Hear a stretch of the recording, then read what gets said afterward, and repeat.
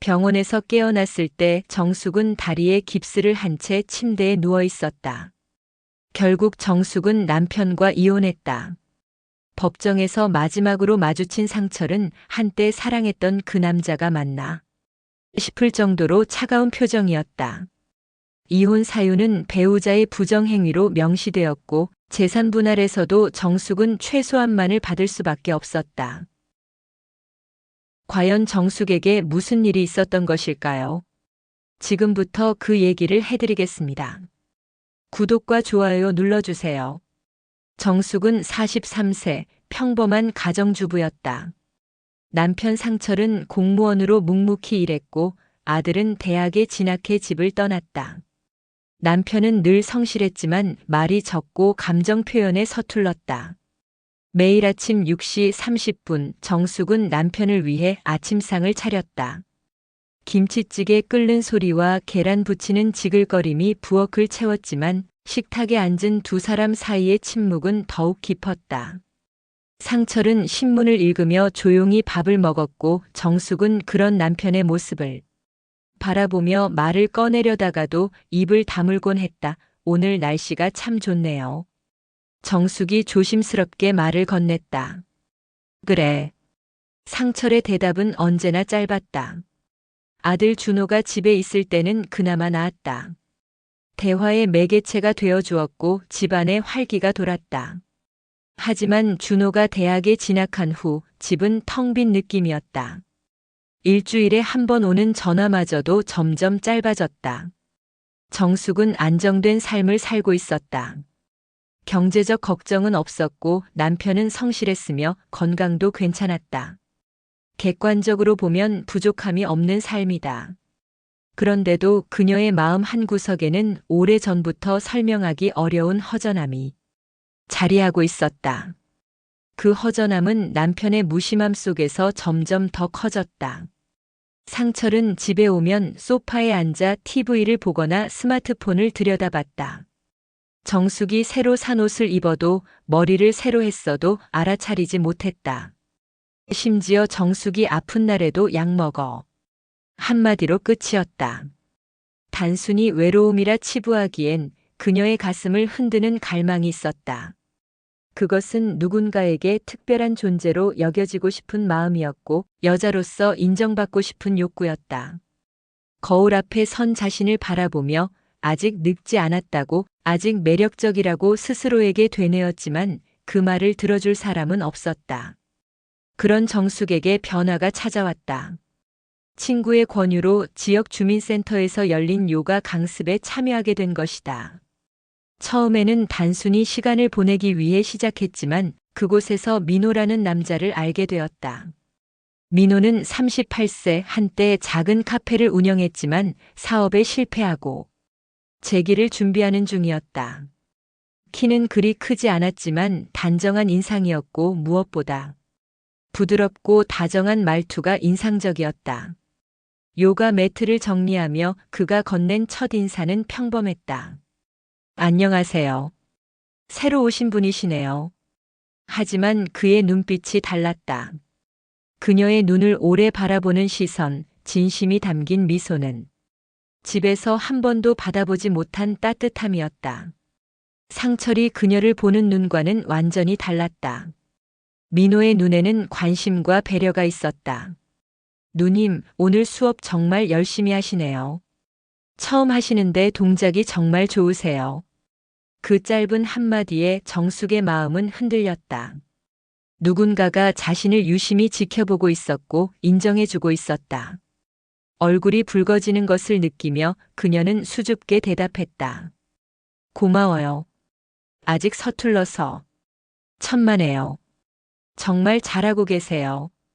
그녀는 오랫동안 잊고 살던 여자로서의 자신을 느꼈다. 가슴이 두근거렸고 거울을 보며 옷차림을 다시 한번 확인하는 자신을 발견했다. 처음엔 단순한 대화와 커피였다. 요가 수업이 끝난 후 민호가 제안한 근처 카페에서의 만남은 자연스러웠다. 그들은 서로의 삶에 대해 이야기했다. 민호는 자신의 실패담을 솔직하게 털어놓았고 정숙은 그런 그의 모습에서 진정성을 느꼈다. 누님은 정말 따뜻한 분이세요. 이렇게 제 이야기를 들어주시는 분이 없었거든요. 민호의 말에 정숙은 가슴이 뜨거워졌다. 누군가에게 필요한 사람이 되는 느낌, 그것은 오랫동안 그리워했던 감정이었다. 시간이 흐르면서 두 사람의 만남은 더욱 깊어졌다. 카페에서의 대화는 조용한 식당으로, 때로는 한적한 공원 산책으로 이어졌다. 어느 순간 그들은 모텔로 행하게 되었고 내 몸은 뜨겁게 달아올랐다. 지금까지 참았던 욕정이 폭발하듯 용솟음 쳤고 통곡하듯 비명이 터져나왔다. 그런 그녀를 민호는 싱싱한 젊음으로 다 받아주었고 정숙은 끝내 꼬꾸라지며 몸을 떨었다. 이렇게 애타는 목마름은 처음이었고 온몸을 적시는 시원함도 처음이었다. 정숙은 민호에게 완전히 빠져들었다. 민호와 함께 있을 때 정숙은 완전히 다른 사람이 되었다. 죄책감을 느끼면서도 민호가 주는 관심과 애정을 놓칠 수 없었다. 남편의 무심한 집안 분위기와 달리 민호와 함께 있을 때는 세상이 그녀 중심으로 돌아가는 것 같았다. 정숙 누님, 지금 이 순간만 생각합시다. 내일의 일은 내일 생각해요. 그 말에 그녀는 고개를 끄덕이며 스스로를 합리화했다. 이것은 잠시뿐이라고, 아무도 다치지 않을 거라며 자신을 달랬다. 하지만 감춰진 비밀은 언제까지나 숨길 수 없는 법이었다. 정숙의 잦은 외출과 예전과는 다른 밝은 표정이 남편에게 포착되기 시작했다.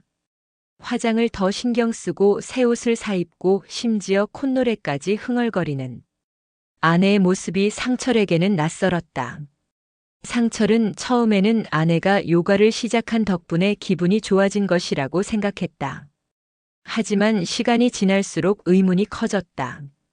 일주일에 2번이던 외출이 어느새 거의 매일로 늘어났고 집에 돌아오는 시간도 점점 늦어졌다. 상철은 묵묵히 지켜보다가 결국 조용히 물었다. 요즘 왜 이렇게 집을 자주 비워? 무슨 일 있어? 정숙은 순간 가슴이 철렁 내려앉았다. 손에 들고 있던 물컵이 살짝 떨렸지만 애써 침착함을 유지하려 했다. 아니에요. 그냥 요가 수업에서 친구들이랑 조금 더 어울리다 보니 오랜만에 사람들과 어울리니까 재밌더라고요. 그녀는 웃으며 대답했지만 그 웃음 뒤로 불안감이 스며들었다. 남편은 고개를 끄덕이며 다소 미심쩍어했지만 대체로 수긍하는 듯 했다. 그러나 정숙은 남편의 시선이 예전과 달라졌다는 것을 느꼈다. 시간이 지나며 민호와의 관계는 점점 무거워졌다. 처음에 달콤했던 만남들이 어느새 부담스러운 의무로 변해가고 있었다. 민호는 사업 재기를 위해 끊임없이 자금이 필요하다며 그녀에게 경제적 도움을 요청하기 시작했다. 누님, 이번엔 정말 급해요. 사채업자들이 찾아왔어요. 민호의 목소리에는 절망감이 섞여 있었다. 그의 손은 떨리고 있었고 평소와 달리 수척해진 얼굴에는 깊은 그림자가 드리워져 있었다. 얼마나 필요해요? 200만 원만요. 정말 마지막이에요. 이번만 도와주시면. 정숙은 당황했다. 남편 몰래 빼낼 수 있는 돈에는 한계가 있었다. 하지만 이미 깊숙이 빠진 감정과 민호의 절박한 상황 때문에 거절하지 못했다. 그를 잃을까봐 두려웠고 동시에 내가 없으면 그가 어떻게 될까 걱정까지 하게 되었다. 바로 그때 인생의 또 다른 극적인 변화가 찾아왔다. 아들 준호의 고등학교 동창 부모 모임에서 알게 된 김승철이었다. 우연히 고급 호텔 로비에서 마주친 그는 정숙의 눈을 사로잡았다. 어머, 준호 어머니시죠? 이런 곳에서 뵙네요. 승철은 명품 정장을 완벽하게 소화하고 있었고 자신감 넘치는 태도와 세련된 매너는 민호와는 완전히 다른 세계의 남자였다. 그는 도시 한복판에 여러 개의 사업장을 운영하는 성공한 사업가였다. 커피 한 잔 어떠세요? 준호 이야기도 들려주시고. 고급 호텔 라운지에서의 만남은 정숙에게 새로운 충격이었다. 민호와의 소박한 카페 데이트와는 차원이 다른 경험이었다. 승철은 정숙을 한 명의 여성으로 대우했고 그의 성숙한 매력에 정숙은 또 다른 설렘을 느꼈다. 정숙은 혼란스러웠다. 민호에 대한 감정이 완전히 사라지지 않은 상태에서 승철에게도 깊이 끌리고 있었다. 한 남자의 사랑만으로는 채워지지 않는 무언가가 있었다. 정숙은 승철과도 잠자리를 가졌고 그 또한 좋은 느낌을 받았다. 각기 다른 매력을 가진 두 남자 사이에서 그녀는 점점 더 깊은 수렁으로 빠져들었다. 며칠 후 민호가 다시 다급하게 연락했을 때 정숙의 머릿속에 위험한 아이디어가 번개처럼 스쳤다. 승철에게 도움을 요청하면 어떨까? 승철 씨, 사실 갑자기 급한 일이 생겨서 도움이 필요해요. 승철은 처음에는 이쁜 분이 부탁하는데 당연하죠라며 흔쾌히 200만 원을 건넸다. 정숙은 그 돈을 고스란히 민호에게 전해주었다. 이상하게도 죄책감보다는 묘한 성취감이 들었다. 마치 복잡한 퍼즐을 맞추는 것 같았다. 하지만 이런 패턴이 반복되자 승철의 눈빛이 변하기 시작했다. 정숙 씨, 또 돈이 필요하시다고요? 벌써 세 번째인데. 무슨 일이 그렇게 자주 생기는 거죠? 승철의 목소리에는 의심과 짜증이 섞여 있었다. 정숙은 위기감을 느꼈다. 바로 그때 마침 요가 친구 미영이 구원의 손길을 내밀었다. 언니, 우리 회사 부장님이 언니 같은 분을 찾고 있다고 하던데. 한번 만나볼래? 정말 괜찮은 분이야. 박정호는 대기업에 다니는 40대 초반의 과장이었다. 차분하고 지적인 그는 앞선 두 남자와는 또 다른 매력을 가지고 있었다. 조용한 카페에서의 첫 만남에서 정호는 정숙의 말을 진지하게 들어주었다. 정숙 씨는 정말 매력적인 분이세요. 이런 분을 만날 줄 몰랐어요. 정호의 진심 어린 관심에 정숙은 또 다른 형태의 설렘을 느꼈다. 민호의 열정적인 사랑, 승철의 화려한 대접과는 다른 따뜻하고 안정적인 감정이었다. 어느새 정숙은 3명의 남자와 동시에 위험한 줄타기를 하고 있었다. 월요일은 민호와 열정적인 만남을, 수요일은 승철과 고급스러운 시간을, 금요일은 정호와 조용한 대화를 나누었다. 각각에게서 완전히 다른 형태의 만족감을 얻었다. 더욱 교묘해진 것은 경제적 관리였다. 승철과 정호에게서 받은 용돈의 일부는 민호에게 전해주고 나머지는 자신의 외모 관리와 만남 비용에 사용했다. 마치 정교한 균형을 맞추는 고개사 같은 생활이었다. 이렇게 살아도 되는 걸까? 정숙은 가끔 거울 앞에서 스스로에게 물었다. 하지만 동시에 이 모든 관계에서 오는 충족감을 포기할 수 없었다. 3명의 서로 다른 남자가 주는 각각의 사랑과 육체적 쾌락이 그녀를 살아있게 만들었다. 여성으로서의 행복을 온몸으로 느끼며 움직이는 활력이 되었다. 마치 꿈을 꾸는 듯한 환상 속에서 정숙은 자신이 세상의 중심인 것처럼 느꼈다. 하지만 그녀는 아직 몰랐다. 이 위험한 줄타기가 언제까지 지속될 수 있을지, 그리고 이 모든 것이 무너질 때의 파괴력이 얼마나 클지를. 운명의 수레바퀴는 이미 돌아가기 시작했고 정숙은 자신도 모르게 파멸로 향하는 길을 걷고 있었다. 신은 정숙의 위험한 줄타기를 그리 오래 두지 않았다. 모든 것이 무너지는 순간은 예상보다 빨리 찾아왔다. 그날도 정숙은 민호와의 만남을 위해 집을 나섰다. 하지만 민호의 표정은 평소와 달랐다. 초조함과 절망이 뒤섞인 그의 눈빛에서 불길한 예감이 들었다. 누님, 이번엔 정말 큰일이에요. 사채업자들이 찾아왔어요. 500만 원을 당장 구하지 못하면. 민호의 목소리는 떨리고 있었다. 정숙은 깜짝 놀랐다. 지금까지와는 차원이 다른 큰 돈이었다. 그렇게 큰 돈을 어떻게 해? 누님이 도와주셔야 해요. 다른 방법이 없어요. 민호의 간절함이 절박함으로 변했다. 두 사람은 모텔 안에서 격렬한 실랑이를 벌였다. 정숙은 그런 큰 돈을 구할 방법이 없다고 했지만 민호는 포기하지 않았다. 승철 씨한테 부탁해 보세요. 그 사람은 돈이 많잖아요. 미쳤어? 그런 큰 돈을 어떻게 달라고 해? 그럼 집을 담보로 대출을 받아서라도 좀 해주세요. 정숙은 경악했다. 민호가 이렇게까지 변할 줄 몰랐다. 분위기가 싸늘해진 채로 두 사람은 모텔을 나와 민호의 낡은 승용차에 올랐다. 차 안에서도 실랑이는 계속됐다. 민호는 운전을 하면서도 계속해서 정숙에게 돈을 구해달라고 애원했다. 누님 제발요. 정말 죽을 것 같아요. 누나는 그 사람들이 어떤 사람들인지 몰라요? 그만해요. 나도 한계가 있다고요. 정숙의 목소리도 높아졌다. 그 순간이었다. 감정이 격해진 민호가 핸들을 놓고 정숙의 손을 잡으려 했다. 쾅 하는 굉음이 들리고 정숙은 정신을 잃었다. 순식간에 일어난 일이었다. 신호대기 중이던 앞차를 들이받은 민호의 차는 충격으로 중앙분리대에 가드레일을 들이받았다. 차체가 비틀리며 한 바퀴 굴러 도로 한편에 뒤집힌 채 멈춰섰다. 정숙은 귀에서 윙윙거리는 소리와 함께 의식을 잃었다. 마지막으로 들린 것은 민호의 신음소리와 사이렌 소리였다. 병원에서 깨어났을 때 정숙은 다리에 깁스를 한 채 침대에 누워 있었다. 옆 침대에는 머리에 붕대를 감고 팔에 깁스를 한 민호가 의식을 잃은 채 누워 있었다. 정숙아.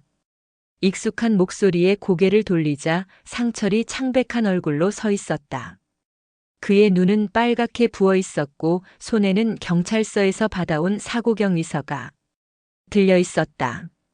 경찰에서 연락이 왔어. 당신이 다른 남자와 함께? 상철의 목소리는 떨리고 있었다. 정숙은 순간 모든 것이 끝났다는 것을 깨달았다. 병원 복도에 서 있던 아들 준호의 충격받은 표정도 보였다. 정수가 우리가 함께 한 세월이 20년인데 당신이 이렇게 나를 배신할 줄은 몰랐다. 상철의 목소리는 분노와 슬픔에 겨워 떨렸고 그의 눈에는 눈물이 맺혀 있었다. 한때 과묵하지만 성실했던 남편의 이런 모습을 본 적이 없었다. 여보, 나는 정숙이 무언가 말하려 했지만 상철은 고개를 저었다. 이제 변명은 하지 마. 모든 게 다 드러났어. 순간 정숙도 가슴이 아려왔다. 20년 동안 함께 살아온 남편, 자신을 믿고 살았던 가족들에게 이런 상처를 준 것이 실감났다. 하지만 이미 돌이킬 수 없었다. 그녀가 선택한 위험한 길의 끝이 이렇게 참담한 것이라는 걸 너무 늦게 깨달았다. 이미 그녀의 행로는 너무 멀리 와버린 것이었다. 사고의 결과는 잔인했다. 병원에서 퇴원한 후 정숙을 기다리고 있던 것은 차가운 현실이었다. 민호는 사고 후 중상을 입고 재활치료를 받다가 고향으로 내려갔다. 마지막 통화에서 그는 차가운 목소리로 말했다. 누님, 이제 연락하지 마세요. 제 인생이 이렇게 된 것도 모든 게 다 누님을 만나서입니다. 민호마저 그녀를 원망하며 떠나갔다. 한때 그토록 간절하게 사랑한다고 했던 남자였는데 사고가 나자 책임을 그녀에게 떠넘기고 사라진 것이다. 승철은 더욱 냉정했다. 사고 소식을 들은 후 단 한 번의 면회도 없었고 문자 하나만 보내왔다. 정숙 씨, 이제 연락하지 마세요. 저는 가정이 있는 사람입니다. 경제적 여유가 있어서 도움을 받았던 그 남자도 위기가 닥치자 자신의 안전만을 챙기며 등을 돌렸다. 회사원 정호는 그나마 가장 정중했다. 병문안을 한 번 와서는 조용히 말했다. 정숙 씨, 저는 안정적인 관계를 원했는데 이렇게 복잡한 상황인 줄 몰랐어요. 죄송하지만 이제 만나기 어려울 것 같아요. 그마저도 결국 떠났다. 한때 진지하게 자신의 이야기를 들어주던 그 따뜻한 남자도 진실을 알고 나서는 실망스러운 눈빛으로 작별 인사를 했다. 정숙은 텅 빈 집으로 돌아왔다. 상철은 이미 짐을 빼서 임시 아파트로 이사를 간 상태였다. 이혼 서류는 거실 테이블 위에 차갑게 놓여 있었다. 아들 준호는 아버지 편을 들며 어머니와 연락을 끊었다. 엄마, 아빠가 얼마나 상처받으셨는지 아세요? 저도 학교에서 창피해서 어떻게 다녀야 할지 모르겠어요. 가족도 연인들도 모두 떠나간 집은 마치 무덤처럼 조용했다. 정숙은 거실 소파에 앉아 멍하니 벽을 바라보며 스스로에게 물었다. 나는 대체 무엇을 찾으려 했던 걸까? 사랑, 자유, 돈? 아니면 단지 외로움에 도피처? 20년 전 결혼식 때 찍었던 가족 사진이 선반 위에 그대로 있었다. 행복해 보이는 신혼 시절의 자신과 상철, 그리고 어린 준호의 모습이 지금의 현실과 너무나 대조적이었다. 정숙은 깨달았다. 자신이 찾고자 했던 것은 사실 새로운 무언가가 아니라 이미 가지고 있던 것들의 소중함이었다는 것을. 하지만 그 깨달음은 모든 것을 잃고 난 후에 찾아왔다. 창밖으로는 저녁 노을이 지고 있었고 정숙은 혼자 남은 그 고요한 집 안에서 자신의 선택들이 만들어낸 결과를 마주하고 있었다. 결국 정숙은 남편과 이혼했다. 법정에서 마지막으로 마주친 상철은 한때 사랑했던 그 남자가 맞나 싶을 정도로 차가운 표정이었다. 이혼 사유는 배우자의 부정행위로 명시되었고 재산 분할에서도 정숙은 최소한만을 받을 수밖에 없었다. 정숙 씨, 이제 정말 끝입니다. 변호사를 통해 전해진 상철의 마지막 말이었다. 20년의 결혼 생활이 법원의 도장 하나로 끝나는 순간이었다. 아들 준호는 그녀를 더욱 멀리했다. 대학교에서 휴학계까지 내고 아버지와 함께 다른 도시로 이사를 갔다. 마지막 통화에서 준호의 목소리는 차갑기 그지없었다. 엄마, 저는 엄마가 한 일을 이해할 수 없어요. 아빠가 얼마나 힘들어 하시는지 아세요? 당분간은 연락하지 마세요. 그렇게 유일한 혈육마저 등을 돌렸다. 민호는 이미 오래전에 연락이 끊겼다. 사고 후 몇 번의 차가운 통화를 마지막으로 그는 완전히 사라졌다. 한때 그토록 간절하게 사랑한다고 했던 남자는 위기 상황에서 그녀를 원망하며 도망쳤다. 회사원 정호는 그나마 예의를 지켜 작별 인사를 했지만 그 역시 다시는 연락하지 않았다. 안정적인 관계를 원했는데 너무 복잡한 상황이라는 그의 말이 아직도 귓가에 맴돌았다. 가장 충격적이었던 것은 승철이었다. 우연히 길에서 마주쳤을 때 그는 20대로 보이는 젊은 여자와 팔짱을 끼고 걸어가고 있었다. 정숙을 발견한 순간 그는 잠깐 당황했지만 곧 차가운 시선을 보내며 지나쳤다. 마치 모르는 사람을 보듯이. 이제 남은 것은 고독뿐이었다. 한때 3명의 남자에게 둘러싸여 세상의 중심인 것처럼 느꼈던 자신이 이제는 누구 하나 찾아오지 않는 빈집에서 홀로 지내고 있었다. 정숙은 홀로 된 집안에서 창밖을 보며 지난날의 선택들을 떠올렸다. 처음 민호를 만났을 때의 설렘, 승철의 화려한 대접, 정호와의 따뜻한 대화들. 그 모든 것이 지금은 쓰라린 기억으로만 남아 있었다. 왜 그때는 몰랐을까? 정숙은 중얼거렸다. 남편의 묵묵한 사랑, 아들의 무조건적인 신뢰, 평범하지만 안정된 일상. 그 모든 것이 얼마나 소중한 것이었는지를 그때는 깨닫지 못했다. 잠시의 설렘과 쾌락이 인생 전체를 무너뜨릴 수 있다는 사실을 너무 늦게 깨달았다. 돌이킬 수 없는 선택들이 만들어낸 결과 앞에서 정숙은 자신이 얼마나 어리석었는지를 뼈저리게 느끼고 있었다. 창밖의 거리에는 퇴근하는 사람들이 분주히 오가고 있었다. 누군가는 집에서 기다리는 가족에게 돌아가고 누군가는 연인과의 약속을 위해 발걸음을 재촉하고 있을 것이다.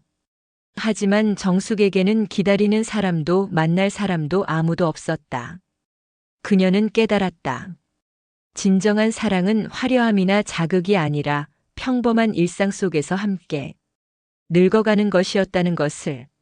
하지만 그 깨달음은 모든 것을 잃고 난 후에야 찾아왔다. 창밖의 거리에는 퇴근하는 사람들이 분주히 오가고 있었다. 누군가는 집에서 기다리는 가족에게 돌아가고 누군가는 연인과의 약속을 위해 발걸음을 재촉하고 있을 것이다. 여러분의 사연을 댓글에 올려주시면 영상으로 만들어 올리겠습니다. 구독과 좋아요 부탁드립니다.